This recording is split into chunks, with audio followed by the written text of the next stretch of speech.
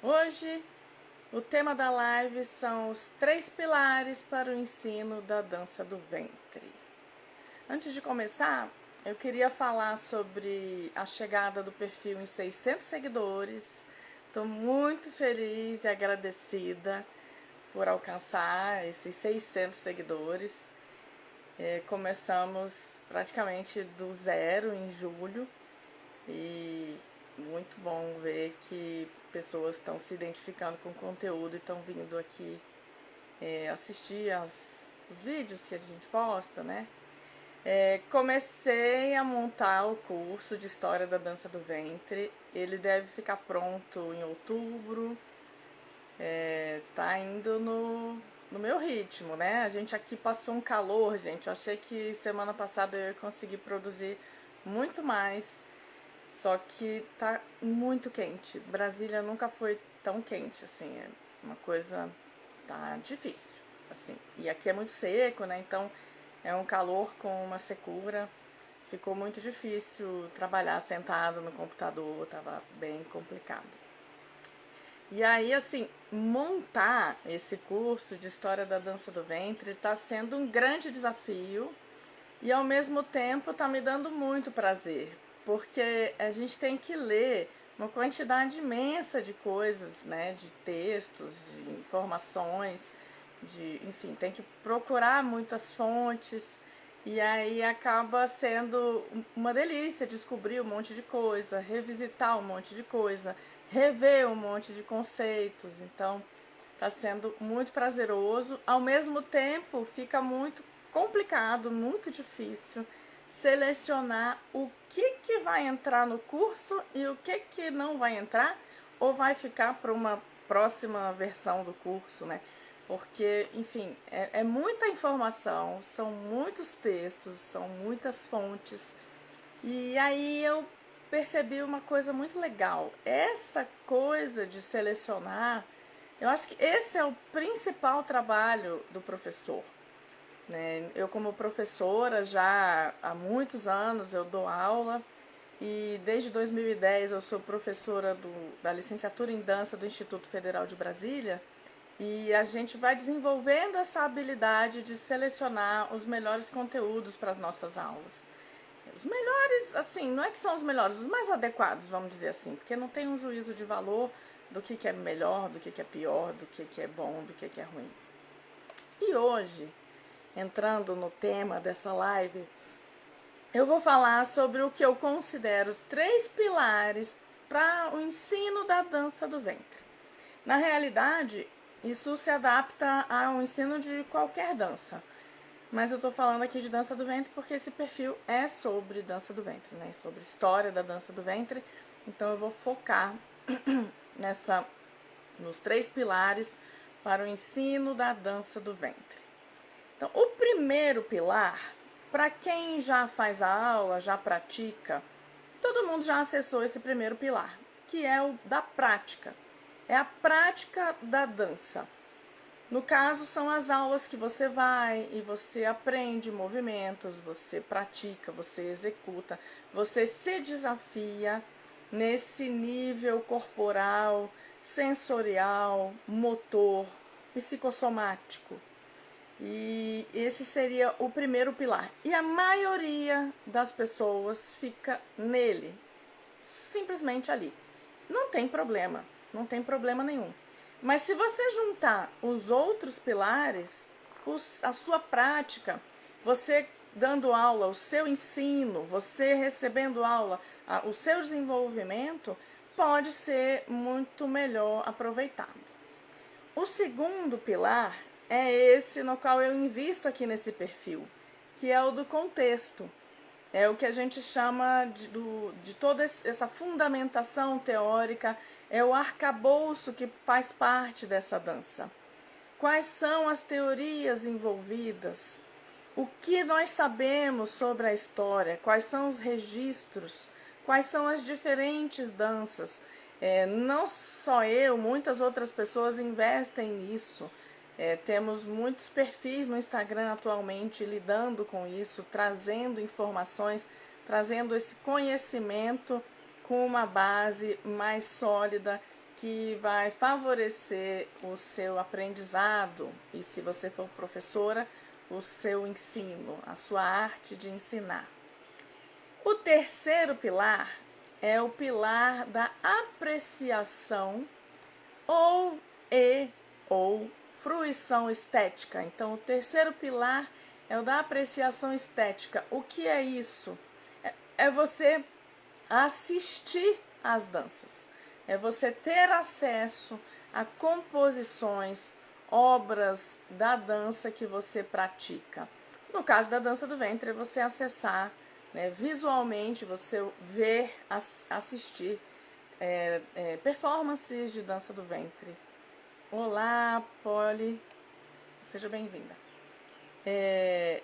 E então, assim, esse assistir às danças, ele não pode ficar só nos olhos. Você não é só ver, assistir a dança, mas fruir, deliciar-se com essa dança.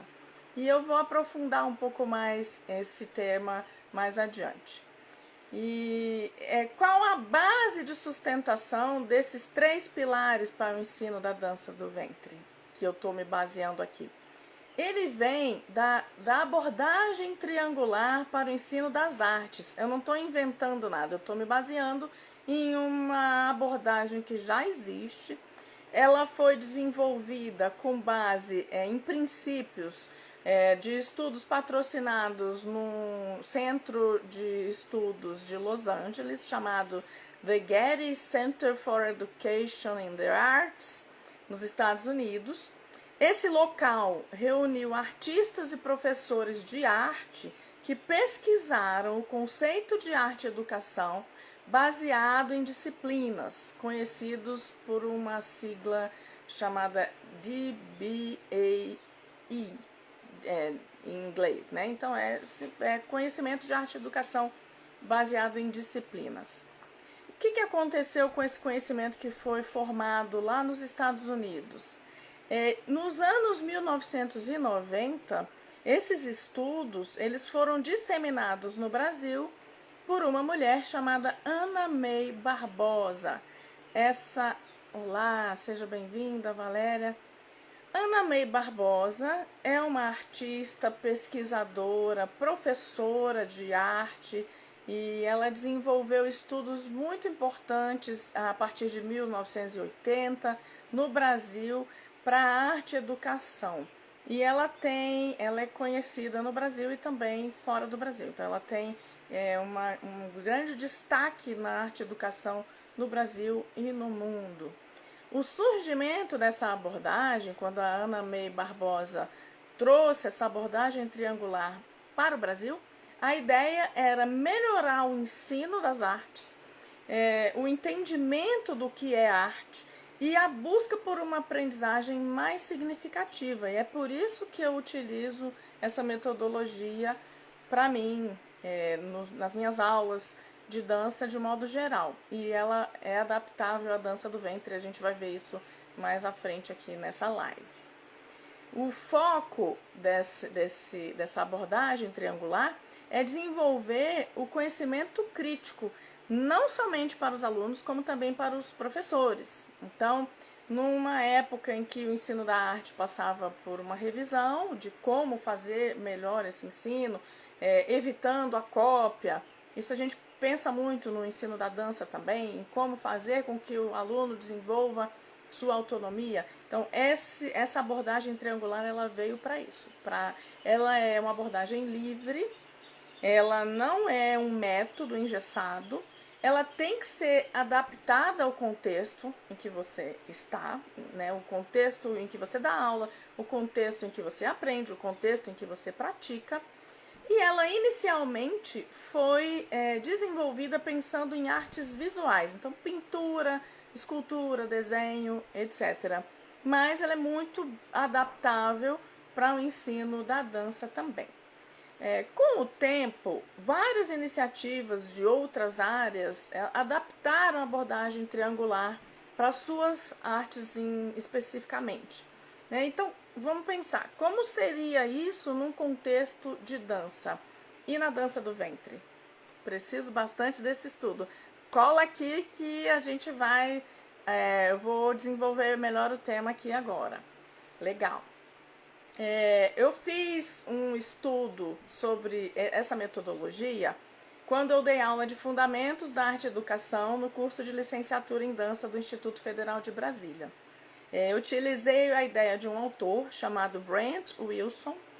Ele traz uma forma de juntar esses 3 pilares, então, só para a gente rememorar, ou para quem chegou e não prestou atenção no início, ou não perdeu o começo da live, os 3 pilares são a prática da arte, você desenvolver suas habilidades motoras, físicas, corporais na dança, por exemplo.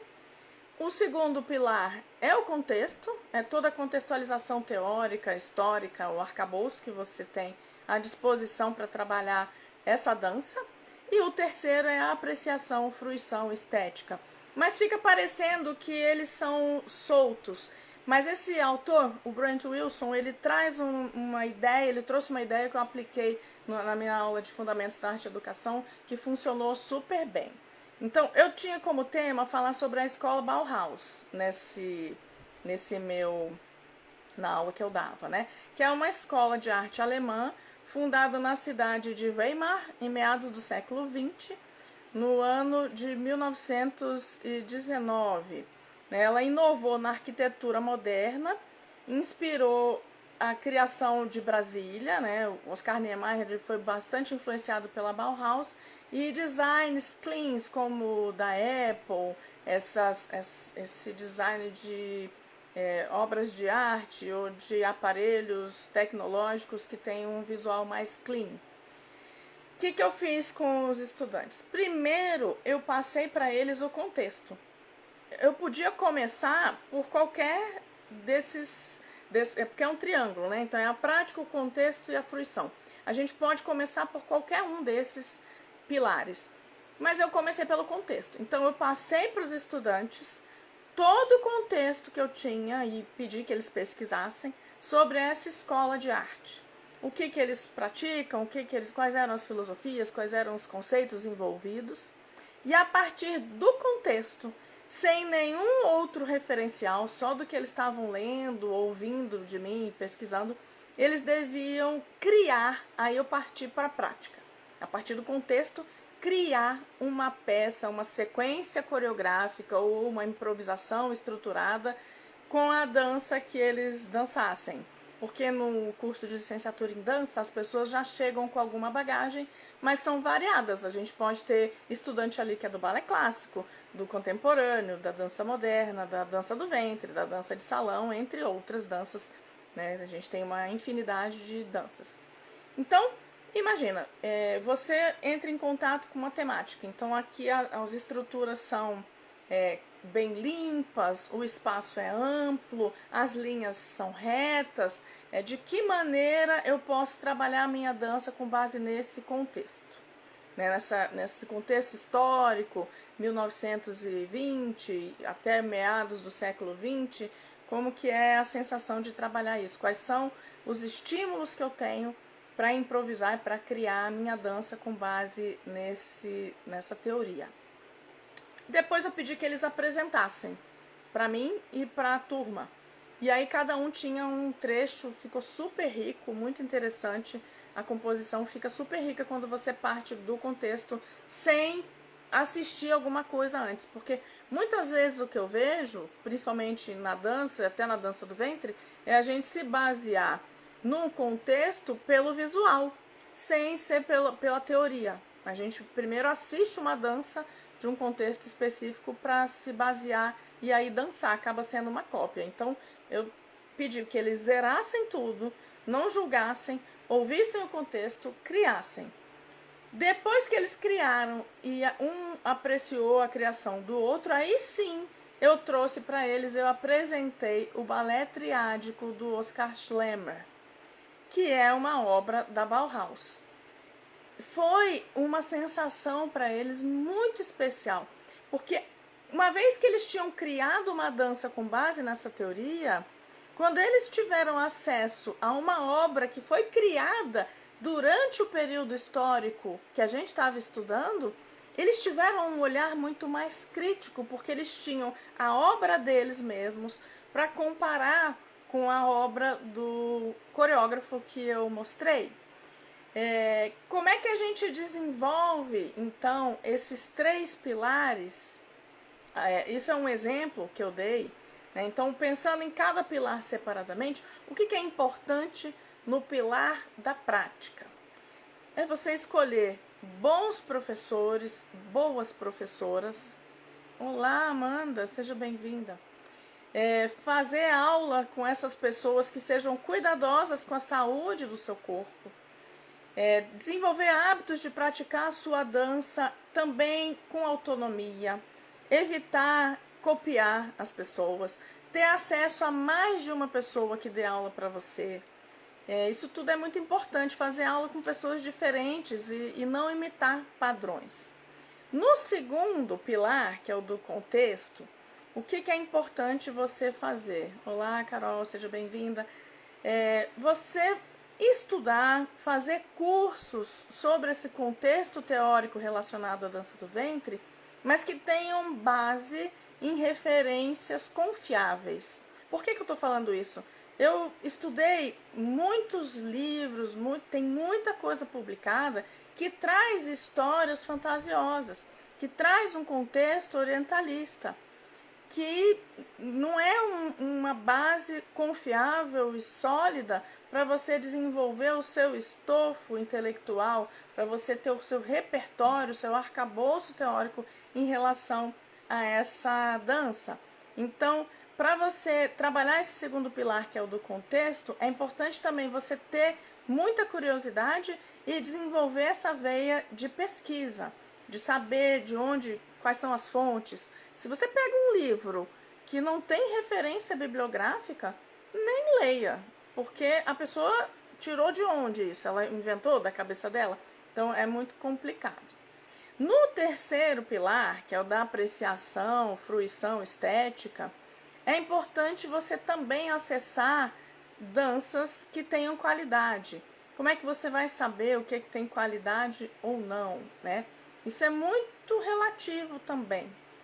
Mas, assim, a gente, graças a Deus, hoje em dia tem acesso à internet, Instagram, YouTube. Antigamente era um sufoco. Quando eu comecei a estudar, em 1993, a gente tinha que comprar fita VHS e elas custavam uma fortuna.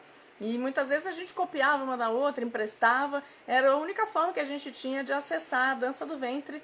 E graças a Deus que tinha alguma coisa para a gente se fundamentar, né? Mas hoje em dia dá para você ver quando uma dança tem qualidade, quando não tem.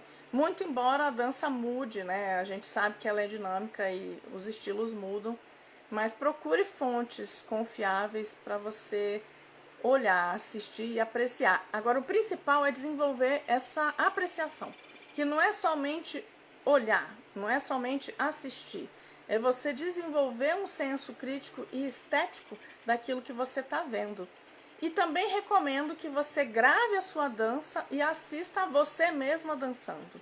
É muito importante isso. Eu assisto muito os meus vídeos dançando e isso me ajuda muito a melhorar a minha performance, a consertar meus movimentos.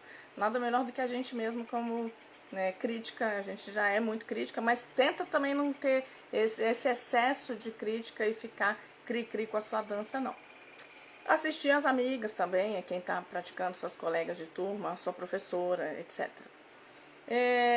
Como que a gente... Eu falei aqui o exercício que eu fiz com... Tenho dificuldade de me assistir ainda. Eu entendo, é muito difícil. Mas conforme você vai assistindo e vai vendo que você melhorou, porque eu me lembro, logo que eu comecei, lá em 1993, gente, eu era dura, eu não conseguia fazer quase nada, parecia uma tábua, eu não conseguia fazer quase nada com quadril. Aí eu me gravava, eu me assistia, achava horrível, porque, né, eu sabia que aquilo ali não estava de acordo com o que eu tinha que fazer, mas eu ia vendo onde que eu podia ajustar aquela dança, de que maneira eu podia melhorar aquilo, e me ajudou demais. É muito difícil a gente se ver, a gente se ouvir, realmente é um exercício, mas eu recomendo. Como que a gente pode fazer Eu dei um exemplo aqui de como eu fiz com uma aula de Fundamentos da Arte e Educação. Como que a gente consegue fazer a mesma coisa com a dança do ventre? Então, vamos fazer aqui um exercício de imaginação. Vamos imaginar que você tenha acesso a um material, um contexto relacionado à dança do ventre, ou a um país, né, relacionado à prática da dança do ventre. Você pode, por exemplo, pegar... Vou dar um exemplo bem real do momento presente. A gente sabe que o Afeganistão está passando por uma situação muito complicada. E a gente associa o mundo árabe, o islamismo, os países árabes à prática da dança do ventre. Então eu vou ler sobre o contexto daquele país, buscar referências sobre a dança que é praticada naquele país, que tipo de performance, se é que tem, e se por acaso ela tiver reprimida, essa ausência dessa dança, que já esteve lá, mas por um contexto histórico talvez agora não esteja sendo praticada, e eu vou trazer isso para uma criação minha. De que modo, numa improvisação, eu posso escolher uma música, eu posso pesquisar uma música, inclusive uma composição que seja relacionada àquele país, de que maneira as minhas emoções e os movimentos que eu conheço podem ser trabalhados criativamente para trazer uma dança com uma dramaturgia relacionada a esse contexto histórico. Eu estou falando de um contexto, de uma história que está sendo escrita no presente. Oi, Nelly, seja bem-vinda. Então, como essa minha dança pode... Olá, Jaque, bem-vinda. Como a minha dança pode ser afetada por esse contexto teórico histórico, de modo que eu traga uma dramaturgia e uma força com base nesse pilar, que é o pilar do contexto, para a minha prática. Então, antes de assistir uma dança relacionada àquele contexto, pega o contexto puro, histórico, teórico, e trabalhe isso criativamente, trazendo a força para a sua dança. E aí experimente criar, gravar essa dança com todo esse arcabouço e depois assistir uma dança relacionada de fato àquele contexto e fazer essa apreciação, essa fruição estética dessa dança, desse contexto que você estudou. Isso pode ser um exercício incrível. Eu já fiz isso com danças brasileiras, por exemplo. Então, às vezes eu vou dar aula de danças brasileiras e tem alguma dança, por exemplo, o frevo. Talvez tenha gente que não conheça, que nunca tenha visto. E aí, antes de já iniciar com o passo, porque é aquilo que eu falei aqui, muitas vezes a pessoa vai estudar um contexto teórico de uma dança pela forma da dança, sem trazer o conteúdo. Então, isso pode ficar uma dança vazia. Não é que sempre isso vai acontecer. Mas se você trouxer o contexto teórico, o contexto histórico, as personalidades relacionadas àquilo, as pessoas que praticam aquela dança, mas com uma base, isso pode enriquecer muito mais o seu aprendizado. Então, eu já fiz isso, então, como eu estava dando como exemplo, o frevo. Então, começar contextualizando essa dança, relacionando essa dança com a capoeira, que estava proibida na época em que o frevo apareceu. Então, para disfarçar que não estavam lutando capoeira, esses dançarinos começam a dançar diferente, botam uma banda, botam um ritmo, e aí pega o guarda-chuva meio que como uma arma para lutar. Aquilo era um disfarce, uma brincadeira. Você traz essa contextualização, essa base, para depois trazer o movimento, a prática, os passos e, por fim, apreciar aquela dança.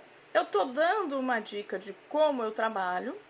Eu peguei um exemplo de um teórico, mas como eu falei desde o início, essa abordagem triangular, esses 3 pilares, eles são livres. Você pode trabalhar da forma que for melhor para você e tem que ser adaptada ao seu contexto. Pode ser que primeiro você queira partir do movimento, para depois contextualizar e depois apreciar. Pode ser que você queira fazer uma mescla, misturar, fazer um pouquinho de cada, meio que tudo junto, assistir um pouquinho e ao mesmo tempo que assiste, praticando e ter acesso a esse contexto. Enfim, existem várias maneiras de você trabalhar essa abordagem. Então, para a dança do ventre, né, como eu estava falando aqui desde o início, esses 3 pilares eles são fundamentais, mas eu percebo que a grande maioria das praticantes e das professoras para no pilar da prática, que seria 1. E é como eu já falei até em um vídeo que eu gravei. Para você sustentar uma base, pensa num pedaço de madeira que você queira deixar, né, em sustentação. Se você puser uma base única para segurar aquilo, você vai precisar de uma base embaixo muito grande e pesada para fazer essa sustentação. Então, a sua prática pura e exclusiva, sem um contexto teórico e sem o exercício de apreciar essas danças, de fazer uma fruição estética, você vai precisar de uma base muito maior. Se você divide isso nesses 3 pilares que eu estou falando aqui, que é você estudar o contexto, você ter fontes confiáveis de pesquisa, você ter referências, acesso a livros, palestras, pesquisas, trabalhos acadêmicos e também assistir, criar o hábito de assistir várias danças diferentes e se informar sobre elas, isso vai dar para você uma base imensa para o seu aprendizado, para o seu ensino, se você é uma pessoa, se é professora.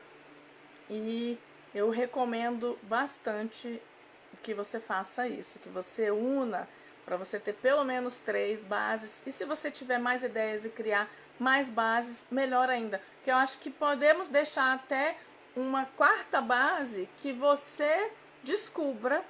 Porque, gente, é muito lindo isso. Tudo que a gente pratica no mundo, as pessoas elas contribuíram.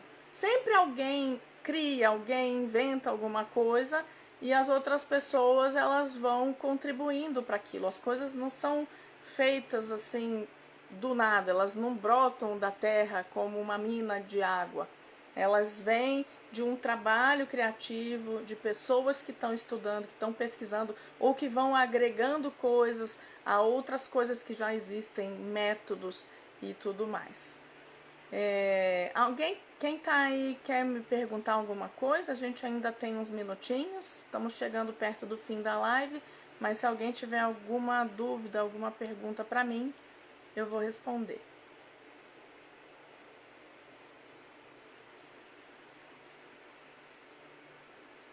Tá muito quente aqui em Brasília, gente, vocês não fazem ideia.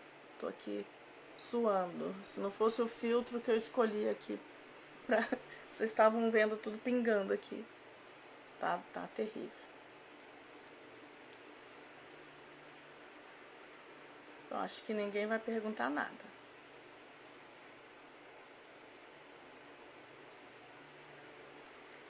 Então a live de hoje foi sobre os 3 pilares que eu considero importantes para o ensino da dança do ventre, tanto numa perspectiva de quem dá aula, como na perspectiva de quem recebe aula. Então eu recomendo que você pratique isso, seja você professora ou aprendiz, e que você desenvolva. Está perfeito. Perdi boa parte da live. Vai ficar gravada? Vai, sempre fica. Todas as lives que eu faço aqui no perfil, elas ficam gravadas. Aí você pode assistir depois. Porque eu sei que nem todo mundo consegue entrar na hora que eu tô, né? Que eu escolhi fazer sempre às sextas-feiras, na hora do almoço, do meio-dia ao meio-dia e meia, por aí. Às vezes passa um pouquinho, às vezes termina um pouco mais cedo, mas ela tá gravada. E aí você vai poder assistir o que eu tava falando. Então é isso, assim, seriam os 3 pilares que eu considero importante, que vem de um estudo de arte e educação, que foi desenvolvido em artes visuais, mas que a gente pode adaptar para a dança. E eu venho trabalhando com isso desde 2012. Muitíssimo obrigada. Eu que agradeço, Carol. Obrigada pela audiência. E aí, a semana que vem estarei aqui com mais um tema. E os temas sempre ficam gravados e sempre tem relação com a dança do ventre. Obrigada pela oportunidade de aprender com você. Eu também agradeço, porque eu tenho aprendido tanto fazendo isso aqui. Isso que eu estava falando de assistir também vale para a gente assistir nossos vídeos falando. É difícil, é um desafio, mas eu tenho usado muito. Eu assisto os vídeos das lives e dos vídeos que eu gravo e vou corrigindo. É o que eu estava falando com a dança, é a mesma coisa. A gente assiste e vai aprimorando a nossa técnica de dançar e de falar e de estar aqui fazendo live. Eu, por exemplo, descobri que eu tenho vários vícios de falar. Eu falo né. E aí a gente vai melhorando isso com o tempo. Então, agradeço mais uma live. Essa é a 9ª live do perfil. E vamos continuar aí. Semana que vem tô aqui de volta com mais um tema de interesse da dança do ventre e da história da dança do ventre. Um forte abraço para todo mundo e que os climas do mundo melhorem, né? Que a gente tenha um clima mais ameno aqui em Brasília e no mundo todo. Tchau!